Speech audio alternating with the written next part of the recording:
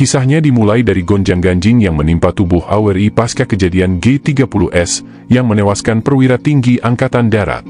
Ada dugaan bahwa AWRI, yang menurut sejarawan Rickleves dalam sejarah Indonesia modern, disebut sebagai angkatan paling setia kepada Presiden Soekarno, ikut terlibat dalam kasus tersebut.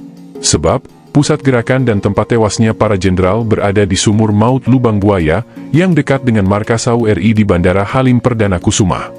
Bahkan, dugaan keterlibatan itu juga diarahkan pada Menteri Panglima Angkatan Udara, kini Kasau, Omar Dhani. Meski Soekarno sebagai Panglima tertinggi sudah membantah, seperti dikutip buku Kronik 65, tetap saja tuduhan-tuduhan itu tak mampu menolong AWRI. Pamor AWRI turun dan petinggi-petingginya diganti. Pada November 1965, Omar Dhani sebagai Men Pangau diganti oleh Sri Mulyono Herlambang. Lalu berselang 4 bulan kemudian, Sri juga diganti. Wawancara dengan Sri Mulyono Herlambang, mantan Menteri Panglima Angkatan Udara, pengganti Omar Dhani, pergantian itu tidak lepas dari kedekatan keduanya dengan Soekarno. Bahkan, akibat tuduhan itu, Omar Dhani dan Sri sempat ditahan Orde Baru. Namun, Sri lebih beruntung karena dia hanya ditahan sekitar 1 tahun saja. Sedangkan Omar dipenjara hingga puluhan tahun. Meski begitu, penelitian sejarah kontemporer mengungkap bahwa AWRI dan petingginya memang tidak terlibat G30S. Salah satunya dipaparkan sejarawan John Rosa dalam Dalih Pembunuhan Massal.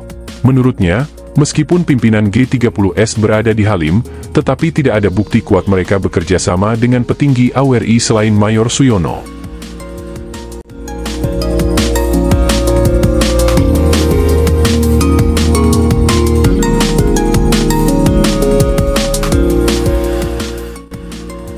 Pasukan RPKAD yang dipimpin oleh C.I. Santosa bergerak maju menuju ke Lubang Buaya. Sementara itu, pasukan tank yang dipimpin oleh Sarwo Edi siap masuk ke Halim. Pasukan AWRI pun sudah siap-siap bertahan. Tapi, berkat negosiasi Sri Mulyono Herlambang, pertempuran besar antar angkatan itu tak terjadi. Berikut penuturan Sri Mulyono kepada Detak. Bagaimana posisi AWRI saat pra G30S? Waktu itu sedang dalam persiapan Dwi Kora, dan Pak Omar Dhani adalah Panglima Komando Mandala Siaga, Kolaga, dalam operasi tersebut.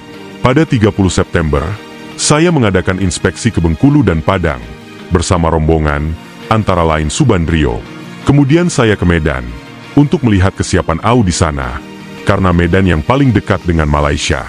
Rombongan lain ke Langsa. Pada 1 Oktober pagi, saya mendapat laporan bahwa ada kejadian di Jakarta. Saya kontak Pak Subandrio, dan saya tunggu, tapi tak datang-datang. Pukul 12 malam saya berangkat, dan masuk Jakarta pukul 4 pagi. Di atas Priok, pesawat ditembak oleh pasukan ARSU, artileri anti-serangan udara. Pesawat bisa menghindar, saya perintahkan terus ke selatan. Sampai di atas Tebet, ditembak lagi. Lalu saya perintahkan untuk mendarat lewat timur yang tidak ada pasukan ARSU. Dari arah Bekasi kami mendarat dengan selamat. Turun dari pesawat, kepada Kolonel Wisnu, Komandan Pangkalan, yang menjemput saya tanyakan apa sesungguhnya yang terjadi. Pak Wisnu menceritakan, tadi malam, tanggal 1 Oktober, Presiden meninggalkan Halim dengan Pak Leimena. Sebab, ada berita bahwa Halim akan diserang oleh Kostrad dan oleh Repkat. Lalu ada laporan bahwa pasukan Repkat sudah ada yang menyusup lewat Pondok Gede menuju ke Lubang Buaya. Anda tahu maksud penyerbuan pasukan AD waktu itu? Saya ketemu C.I. Santoso, komandan mereka. Saya tanya, sebetulnya misi kalian itu apa sih? Dia bilang, mereka diperintahkan untuk menduduki Halim oleh Pak Harto. Terus saya tanya, tujuannya apa kalau sudah menduduki? Jawabnya, kita mencegah supaya tidak ada pesawat yang terbang. Sebab, kita dapat berita bahwa AWRI akan mengepung markas Kostrad. Dari atas, dengan pesawat capung, Pak Dewanto melaporkan bahwa pasukan panser bergerak mau masuk ke wilayah AWRI, dipimpin oleh Pak Sarwo Edi. Lalu Pak Dewanto saya perintahkan turun menuju ke tempat Pak Sarwo Edi. Akhirnya, kita semua ketemu. Terus saya bilang, saya akan menjamin tidak ada pesawat yang akan naik. Kecuali yang ada di Kemayoran, itu memang latihan jet take-off landing. Mereka menuntut supaya tidak ada sama sekali yang naik. Oke, Saya perintahkan untuk tidak ada satupun yang naik. Nah, kemudian saya bilang ke Pak Sarwo Edi, kalau sudah begini ini, terus Pak Sarwo Edi mau apa?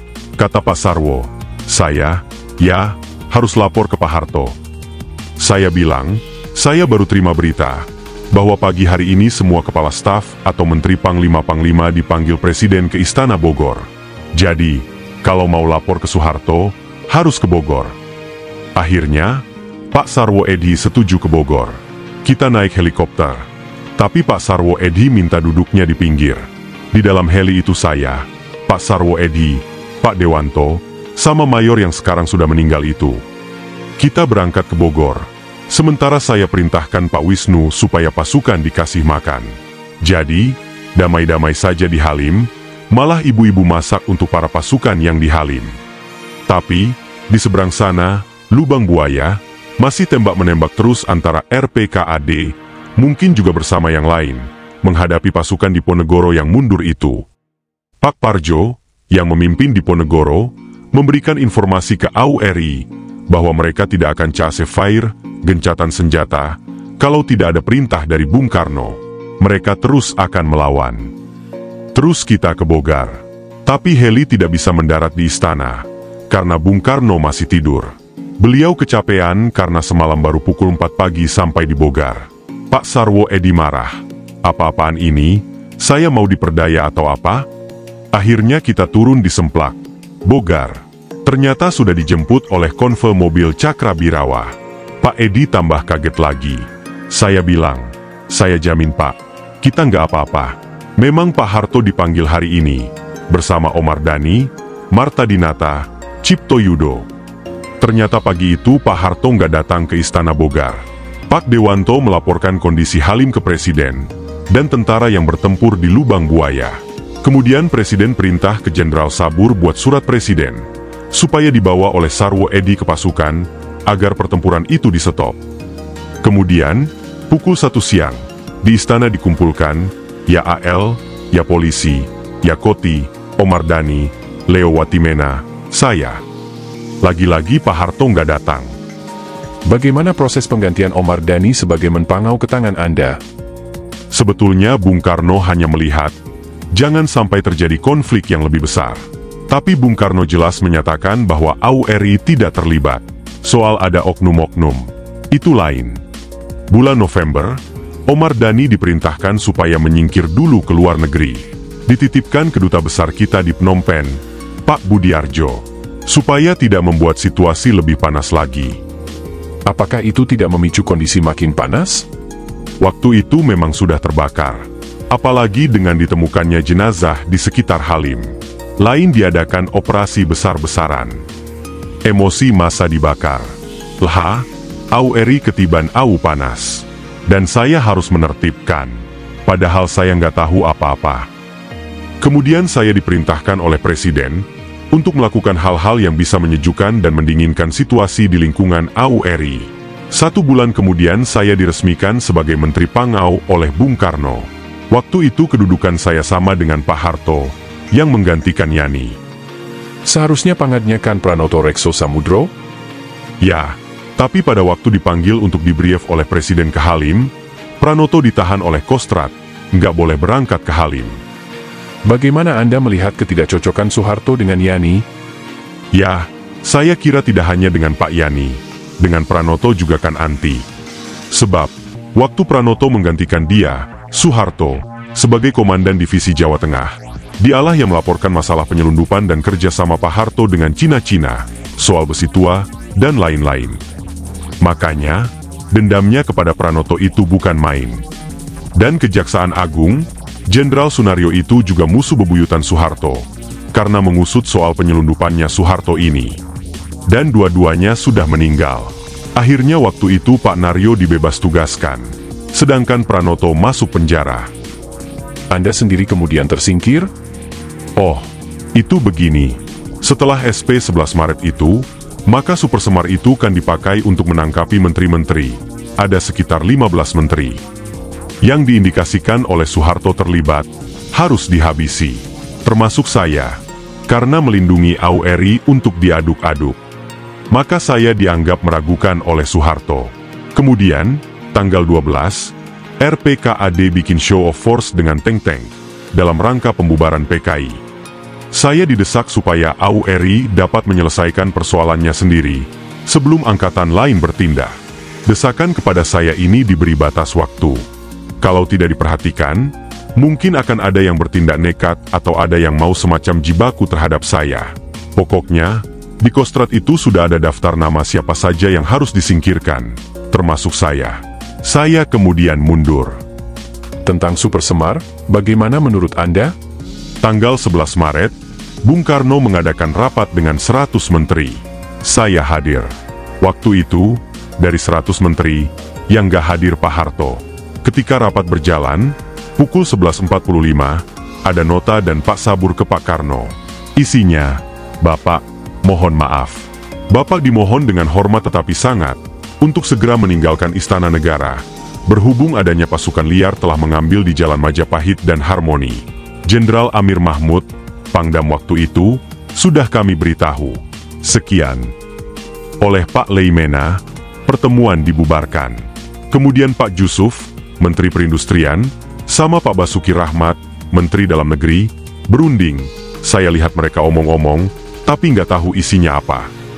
Keduanya sambil jalan ke depan, ke Istana Merdeka. Agaknya setelah rundingan ini mereka memanggil Amir Mahmud, dan diajak ke tempat Soeharto. Terus Jusuf, Basuki Rahmat dan Amir Mahmud menyusul ke Bogor, mengatakan agar Pak Karno jangan resah karena Pak Harto sanggup menjamin, tapi perlu surat perintahnya. Lalu dirundingkan isinya. Yang ngetik Pak Sabur, ditandatangani oleh Bung Karno. Kemudian surat itu dibawa 3 jenderal ini ke Jakarta, untuk dilaporkan ke Pak Harto. Sampai sekarang SP 11 Maret menjadi kontroversi. Karena Pak Harto melakukan hal-hal di luar wewenangnya. Bung Karno kaget karena Pak Harto membubarkan PKI. Padahal membubarkan partai itu kan hak presiden. Pak Harto kan hanya soal keamanan saja. Kemudian, dibuatlah teguran dari Pak Karno ke Pak Harto yang tanggal 13 Maret itu.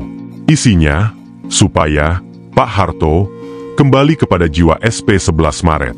Yang diutus menyampaikan surat teguran ini antara lain Pak Leimena. Oleh Pak Harto dijawab, ya, itu saya anggap yang menjadi tuntutan rakyat untuk meredam situasi. Soal pembubaran PKI itu, yang tanggung jawab saya. Dubes kita untuk Kuba, Pak Hanafi, ada di situ juga, dan sempat memperbanyak tindasan surat teguran itu, lalu diperbanyak dan disebarluaskan, tapi yang nggak sampai ke tujuan-tujuannya. Diblokir juga.